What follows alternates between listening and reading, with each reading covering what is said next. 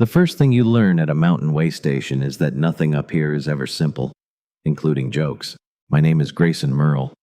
Back home I was a large animal vet, cattle mostly, the occasional spooked horse, one memorable alpaca that tried to take my finger off, which is a story I've told enough times that it's become less about the alpaca and more about what it says about me, that I kept reaching toward the thing that was clearly going to bite.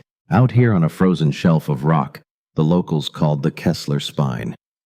I was something closer to a triage nurse for an entire species I'd known for all of 14 months. The Vey weren't livestock, but broken bones don't care what species they belong to, and neither does frostbite, and neither does grief. And I'd gotten good at all three. The way station was a converted monastery.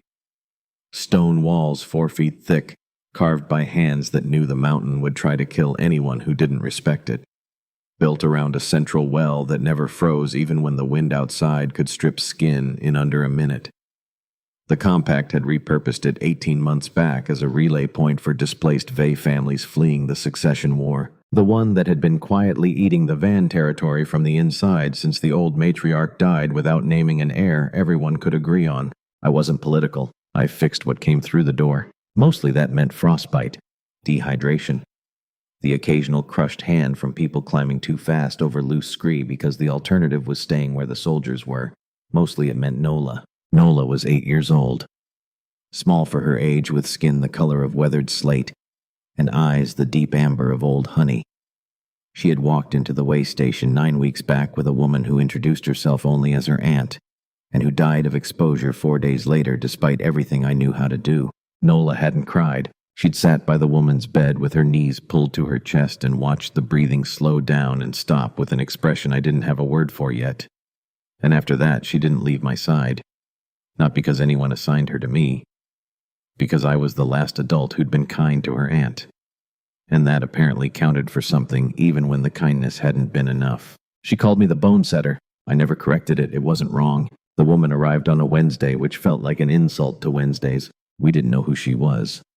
That's the part that matters for how this goes. What we knew was that a convoy had come up the eastern switchbacks 2 days ahead of schedule, running lean. 6 guards instead of the usual 20. No banners. No formal manifest beyond a sealed travel writ that the convoy captain wouldn't let anyone read. The woman at the center of it wore a traveling cloak the color of wet slate. Unremarkable. The kind of garment designed to make you forget the person wearing it. She had a long face, pale violet skin gone faintly gray at the temples in the Vey way. That means middle years rather than age, and eyes the deep blue-black of a sky an hour before full dark. She gave her name as Sarah Van. I didn't think to question it. Why would I? People came through the spine under assumed names constantly. Merchants dodging tariffs. Land families dodging the draft. The occasional person dodging a marriage they hadn't agreed to. A traveling noblewoman keeping her head down during a succession crisis was the least suspicious story available. She had one ward with her, a boy younger than Nola who didn't speak, and who she introduced carefully like she was testing how the words sat in her mouth, my sister's son. That was the lie that mattered. Not the name, the nephew. The way station had one working stove, which meant everyone ate in shifts in the old refectory at long stone tables worn smooth by 6 centuries of monks who'd had different gods in the same weather. Sarah sat across from me on her second night because the bench was full, and she didn't seem inclined to make a fuss about it. And Nola installed herself between us without asking anyone's permission because that was a thing Nola did. She picked an adult and sat between them like a small slate-gray hinge holding 2 doors together. She doesn't talk much, Sarah said, looking at Nola, who was carefully not looking at either of us while working through a bowl of the lentil mash that was the way station's signature dish in the sense that it was the only dish. She talks plenty, I said. Just not to people, mostly to the goats. There are goats. 3 of them mountain stock bred for the cold. Nola is convinced the small one understands her better than I do, which is fair since I don't speak goat or much Vey. Sarah's mouth did something I'd come to recognize over the next several days. Not quite a smile. More the structural foundation a smile might eventually be built on top of if the right materials arrived. You're very calm, she said, for a man running a medical station with 1 stove and 3 goats. I'm very tired, I said, for a man running a medical station with 1 stove and 3 goats. The calm is mostly inertia. That got the actual smile. Brief. Surprised out of her like she hadn't planned on it. We talked more over the following nights than either of us probably intended. She was careful in a way I clocked but didn't push. She asked questions about the compact's resettlement policy that were a little too informed for a merchant's widow.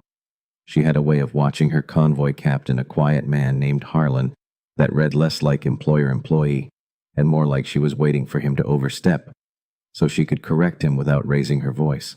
I figured noble family, minor branch, someone with money and old habits of command and no particular desire to discuss either.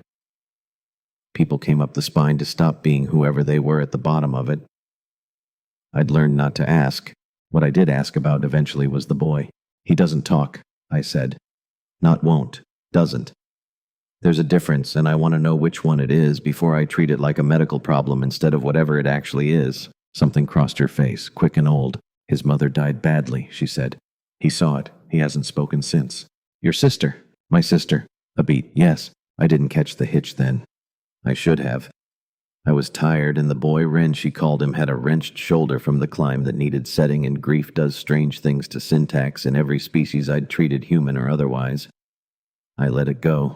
The first 3 nights, I assumed Sarah would move on once the road cleared. Travelers always did. The way station wasn't a destination. It was a comma in other people's sentences, a place you passed through on the way to somewhere your life actually happened. And I'd trained myself not to get attached to the punctuation. I checked the weather reports out of habit rather than hope, and told myself the woman with the careful eyes and the false name was just one more comma, gone in a week. She didn't move on. The eastern switchback stayed clear. The road stayed open. And Sarah stayed anyway, citing first the boy's shoulder, then a fever that swept through 2 of her guards.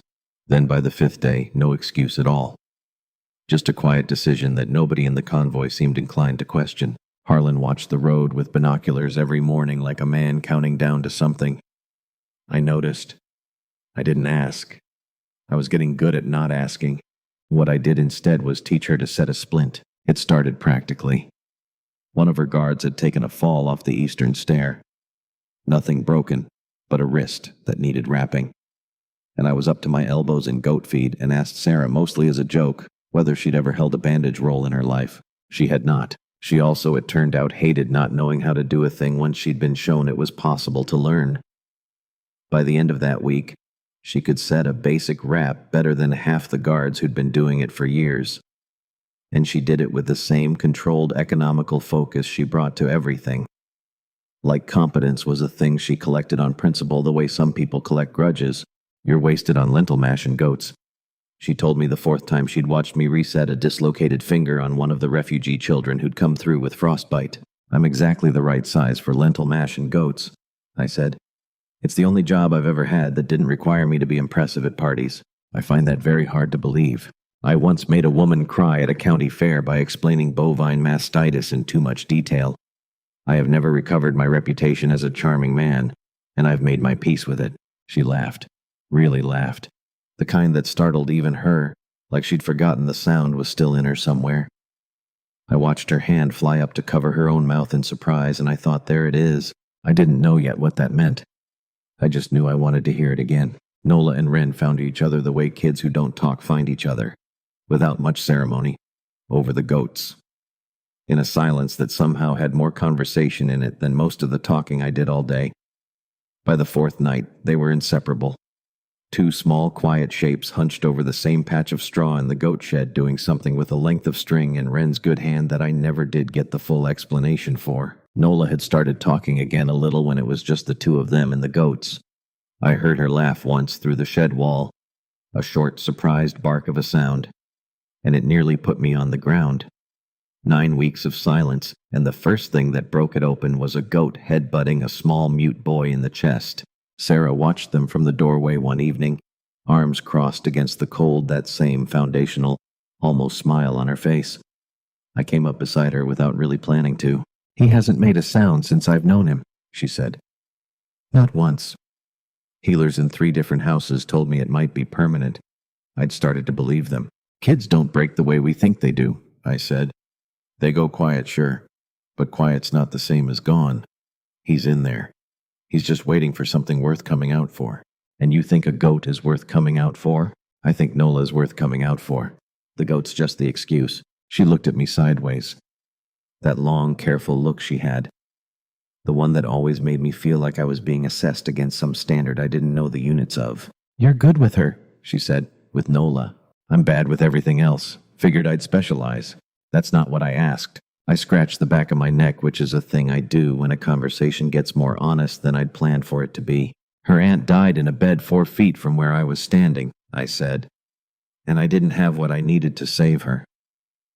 And Nola watched the whole thing and didn't cry. And I think about that more than I think about most things. So no. I'm not good with her because I'm naturally gentle or whatever. I'm good with her because I owe her something I can't pay back, and the only currency I've got is showing up every day and not leaving. Sarah was quiet for a long moment, watching the lamplight move across the shed wall. The small shapes of 2 children who'd found something to hold on to in a building full of people who'd lost everything they used to hold. That's the most honest thing anyone has said to me in 9 weeks, she said finally. You've been traveling with soldiers who lie for a living. Lower bar than you think, she said and didn't explain. I let that go. Because by then I'd started noticing how often I let things go around her, and how little that usually bothered me. There was a night around the 7th evening when Nola came to find me alone. No Wren, no goats.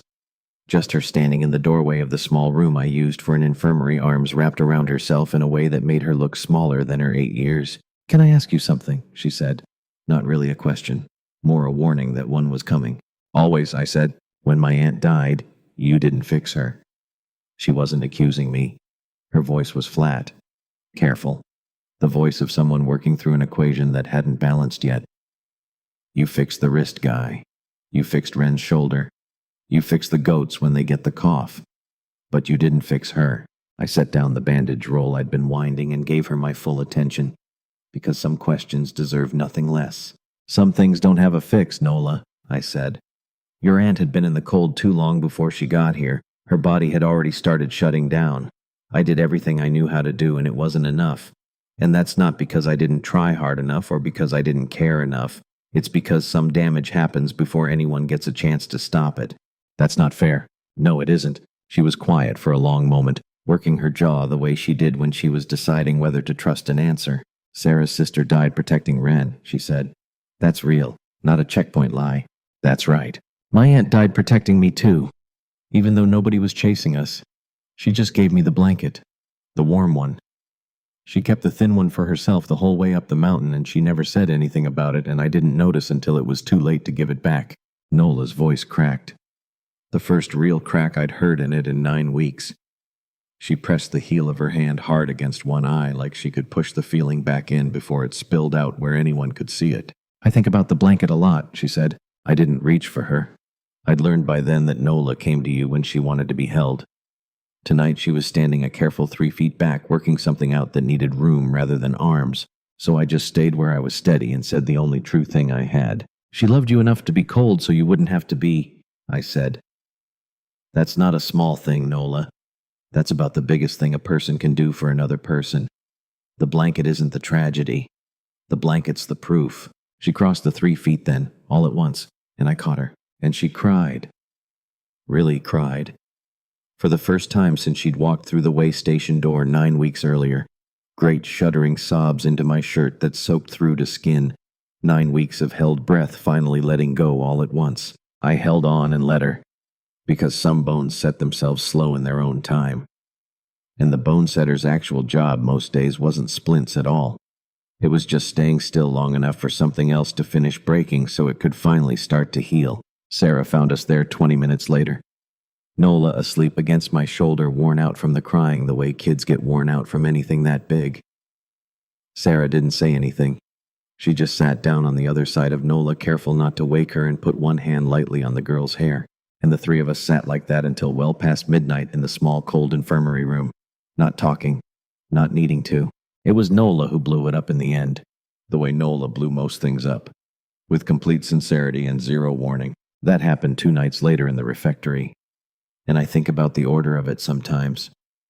That the girl who finally cried for her aunt was the same girl who 48 hours after that looked up from her dinner bowl and changed the entire shape of my life with 7 flat matter-of-fact words. We were in the refectory.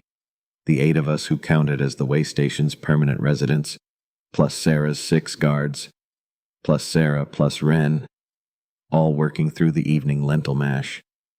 And Nola looked up from her bowl with the flat assessing stare she usually reserved for goats she suspected of plotting something. "You should marry Sarah," she announced to me in the tone of someone reporting weather. The refectory went very quiet. One of the guards, a broad-shouldered woman named Voss, who I'd come to think of as competent and humorless in roughly equal measure, made a sound like she'd swallowed something wrong. I laughed. An actual laugh, the kind that comes out before you've checked whether the room wants it. "Nola, eat your dinner. I'm serious. You like each other. You do the talking quiet thing adults do when they like each other. And Ren talks more now. You should stay." "Nola." I felt my ears going hot, which is a thing that hasn't happened to me since I was about 14. That's not how it works." "Why not?" "Because—" I floundered, glanced at Sarah, found her watching me with an expression I genuinely could not read, which was new. By this point, I'd thought I had her catalog memorized. "Because I'm a vet from a mountain that doesn't have indoor plumbing half the year, and she's—" I gestured at Sarah, at the cloak, at the 6 guards, at the entire unspoken architecture of a person who was clearly more than a merchant's widow traveling light. "She's whatever this is." And then, because my mouth had apparently decided to stop consulting my brain, I joked she'd make a good wife the way you joke the goats are plotting a coup. It's a bit. It's just a bit I do. I hadn't meant to say it out loud. The joke I'd apparently been making in my head for days without noticing I was making it. But there it was, hanging in the cold refectory air. I joke she'd make a good wife. My own voice flat with embarrassment, repeating something that had clearly been circulating in the small economy of looks and half-smiles between Sarah and me for longer than I'd been willing to admit to myself. Sarah set down her spoon. The room got quieter than it had been a second ago, which I hadn't thought was possible. "I accept," she said. I waited for the rest of the sentence. There wasn't one. "That's—" I started and stopped because I genuinely did not have a follow-up prepared for this contingency. "Sarah, I wasn't proposing. That was Nola proposing, technically, if anyone was. And she's 8. And her track record on adult relationships includes 1 goat she's tried to match me with as a backup plan." "I know what you were doing," Sarah said. Her voice had gone strange. Not cold, very controlled.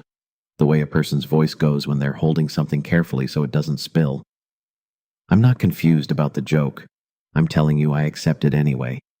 I'm telling you that if it stopped being a joke, I would not be unhappy about that." Voss had gone very still in the way I would later understand meant she was about to do something the convoy captain needed to know about. And Harlan himself had set down his own spoon with the particular care of a man bracing for something. "Who are you?" I asked. Not unkindly, just finally, after 9 days of letting things go, asking the question I should have asked on day 1. Sarah looked at Nola and Ren, who were both watching this unfold with the rapt, unblinking attention of children who have just realized the adults are doing something more interesting than dinner. Then she looked back at me, and something in her shoulders changed. Not collapsed exactly. Settled. The way a structure settles when a load it's been carrying gets finally set down. "My name is Saraveth Van," she said. "I am the last living heir of the Van Regent line. I have spent the last 4 months being hunted through my own territory by 3 cousins who would prefer the succession crisis end with my death rather than my claim. And I came up this mountain under a false name with 6 guards and my dead sister's son, because it was the only direction nobody expected me to run." She looked at Ren. "The boy is not my nephew by marriage or convenience. He is my sister's child. And she did not die of fever in a border skirmish, which is the story Harlan has been telling the convoy captains at every checkpoint. She died defending him from people sent by our own family, 12 days before I reached her. And I have not told another living soul that detail until this moment, in this room, to a man who fixes broken animals on a mountain with no plumbing." The silence after that had a different texture than the silence before it. "You're the Regent," I said. Because apparently that was the thing my brain landed on. "Contested, currently in hiding, yes." A pause. "I understand why you've stopped breathing." "I have not stopped breathing." "You have, I can see your chest." Nola, who had been watching all of this, with the focused intensity of someone finally getting actual content for her ongoing theory about adult relationships, leaned over to Ren and said in a stage whisper that carried to every corner of the refectory, "Told you." Ren made a sound. It wasn't a word. It wasn't really even a syllable. But it was a sound that came out of his mouth. The first one in however many months. A small, surprised huff of air that might, with enough generosity, have been the beginning of a laugh, and Sarah's whole face came apart and reassembled itself around it in under a second. Every careful, controlled thing she'd been holding for 9 days dissolving into something that was just a woman watching her dead sister's son make a sound for the first time since the woman who'd raised him had bled out defending him on a mountainside 2 months back.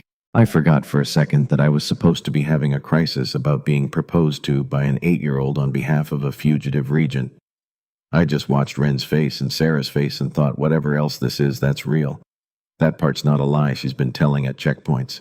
Here's the part where I tell you I handled it well, and I'd be lying. I did not handle it well. I excused myself from the refectory with some mumbled thing about checking the stove, which did not need checking, and I stood in the cold stone corridor outside for a solid 10 minutes, with my back against the wall, doing the kind of breathing I usually reserved for talking down panicked livestock.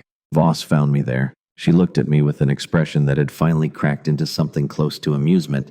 "You're not the first," she said. "I'm sorry." Man who didn't know who she was until it mattered. "You're not the first." A pause. "You're the first," she's told, though. Voss leaned against the opposite wall, arms crossed. And for a moment she looked less like a guard and more like a tired woman who'd been carrying something heavy for longer than her body wanted to.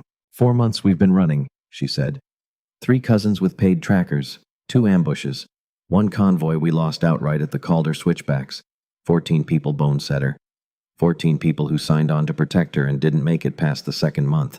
She looked at the wall. She doesn't laugh anymore. Hasn't since before her sister. You made her laugh on the 2nd night, over the goats. I noticed. Harlan noticed. Everyone noticed except you, apparently, because you've been too busy being a tired man with a stove. "That's generous," I said, "but I think you're overstating a couple of dinner conversations."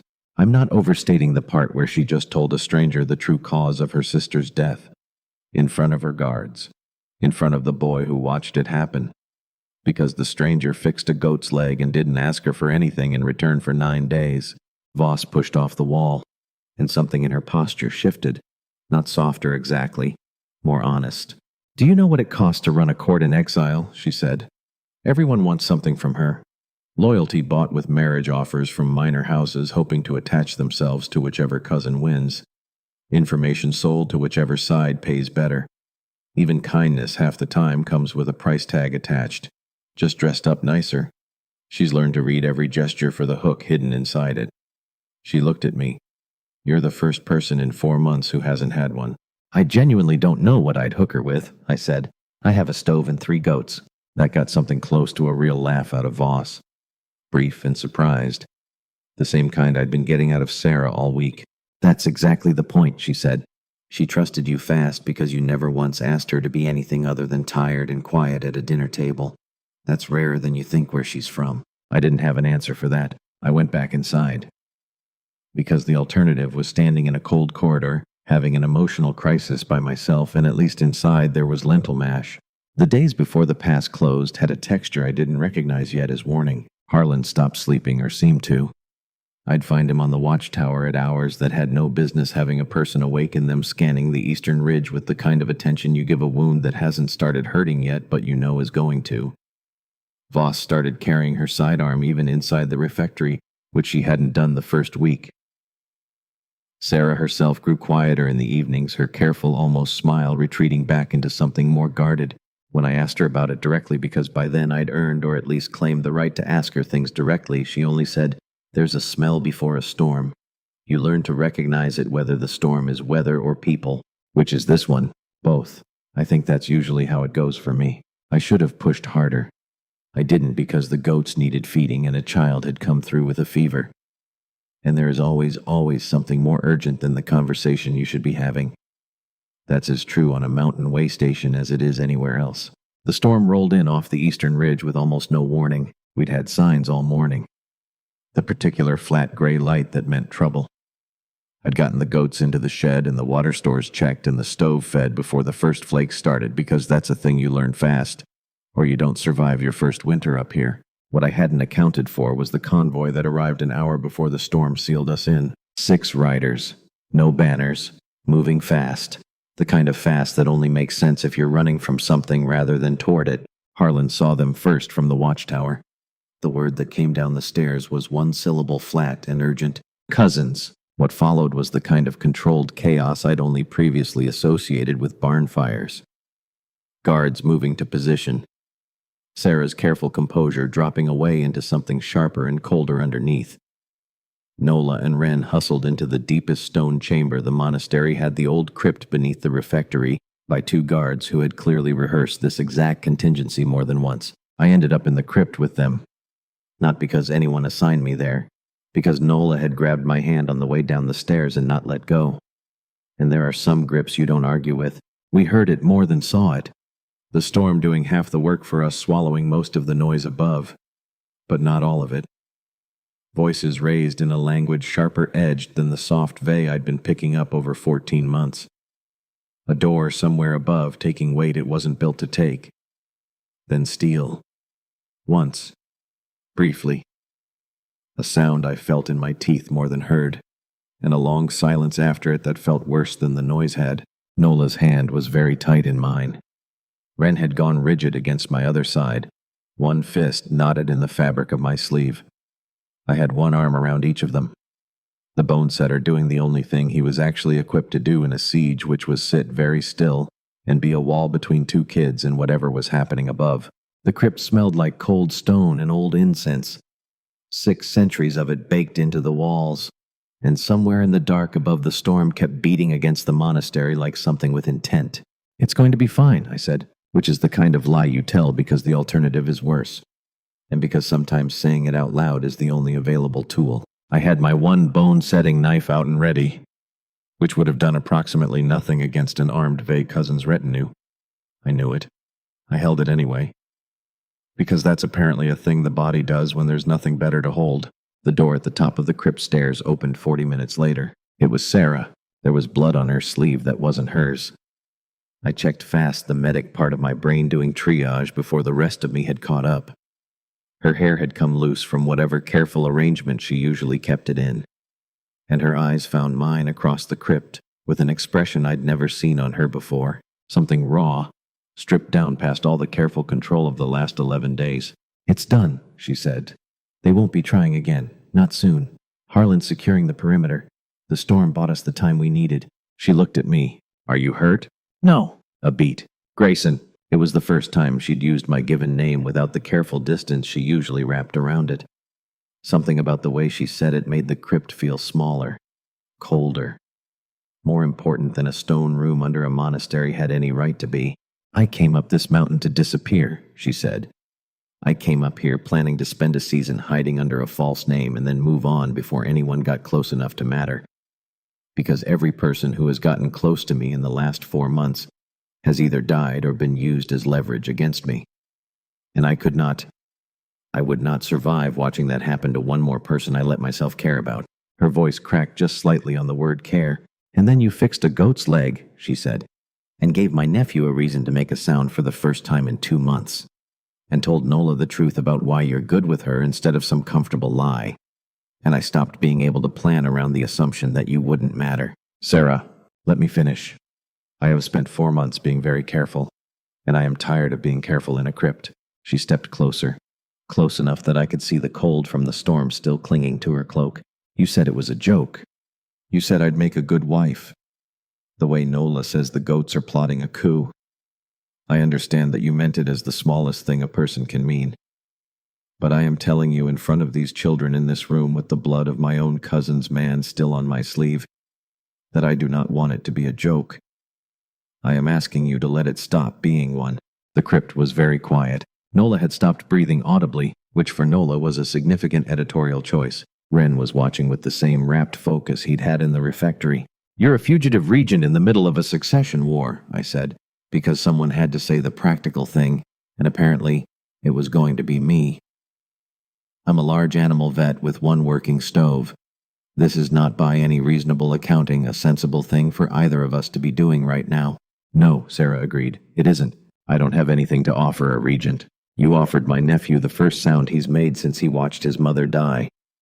You offered an orphan a reason to start talking to people instead of just goats.